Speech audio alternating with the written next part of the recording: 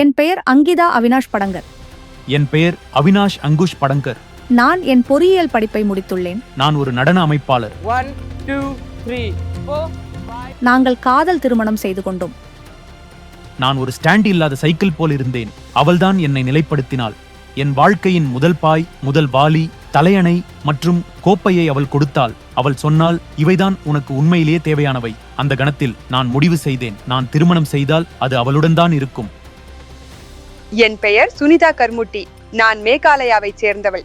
எங்களிடம் வீட்டில் ஒரு சிறிய மளிகை கடை உள்ளது. அதில் அதிகம் வருமானம் இல்லை. புனேவில் எனக்கு வேலை கிடைத்ததும் நான் இங்கு வந்தேன்.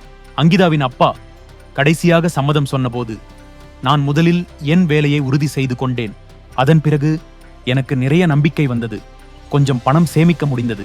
பிறகு எங்கள் திருமணம் மெதுவாக வடிவம் பெறத் தொடங்கியது. திருமண செலவுகள் அனைத்தையும் நாங்கள் இருவரும் மட்டுமே கையாள்வோம் என்று முடிவு செய்திருந்தோம். எங்கள் குடும்பங்களிடமிருந்து எந்த உதவியும் பெறமாட்டோம். அது எங்கள் முடிவு என்பதால் அதை நாங்களே தாங்கிக் கொள்ள வேண்டும் என்று உணர்ந்தோம். டெஸ்டினேஷன் திருமணத்தை எங்கள் இரு குடும்பத்தினரும் முதல் முறையாக அனுபவித்தார்கள். புனித அரிசி தூவப்பட்டு தாலி கட்டப்பட்ட போது 2 நிமிடங்களுக்கு இது உண்மையிலேயே நடக்கிறதா என்று தோன்றியது. நான் நிதி ரீதியாக நிலையாக இருக்க விரும்பினேன். ஏனென்றால் வீட்டில் உள்ள விஷயங்களை கவனித்துக் கொள்ள வேண்டும், இங்குள்ள விஷயங்களை நிர்வகிக்க வேண்டும், மேலும் உங்கள் தனிப்பட்ட வாழ்க்கையையும் கவனிக்க வேண்டும். அதனால் நான் ஒரு மெழுகுவர்த்தி வணிகத்தை தொடங்கினேன்.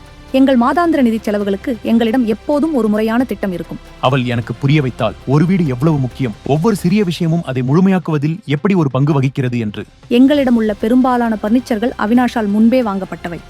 என் மனைவி எப்போதும் ஏர் கண்டிஷனிங் இருந்த ஒரு வீட்டில் வளர்ந்தவள். ஆனால் இங்கே அவள் எனக்காக நிறைய சரி செய்து கொள்கிறாள். அதனால் இப்போது நான் முடிவு செய்துள்ளேன், நான் நிச்சயமாக ஒரு ஏசி வாங்கப் போகிறேன். அதனால் அவள் வசதியாகவும் நிம்மதியாகவும் தூங்க முடியும்.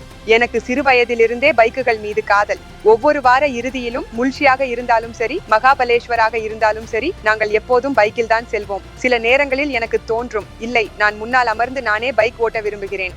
ஏன் பையன்கள் மட்டும்தான் பைக் ஓட்ட வேண்டுமா? தீபாவளியை ஒட்டி அறிவிக்கப்பட்ட சமீபத்திய GST குறைப்பு உண்மையில் ஒரு பெரிய வித்தியாசத்தை ஏற்படுத்தியுள்ளது. முன்பு நாங்கள் 3000 முதல் 4000 ரூபாய் வரை கூடுதலாக செலவழித்தோம். ஆனால் இப்போது அந்த தொகை குறைப்பால் முழுமையாக சேமிக்கப்படுகிறது. அந்த பைக்கின் விலை 2 லட்சத்திற்கும் அதிகமாக இருந்தது. புதிய GST விகிதத்தின் கீழ் விலை திருத்தப்பட்ட போது நான் உடனடியாக அதை முன்பதிவு செய்தேன். இப்போ நான் அந்த பைக்கை வாங்கிட்டேன். அதனால நான் இந்த தீபாவளியை மிகுந்த உற்சாகமாக கொண்டாடினேன்.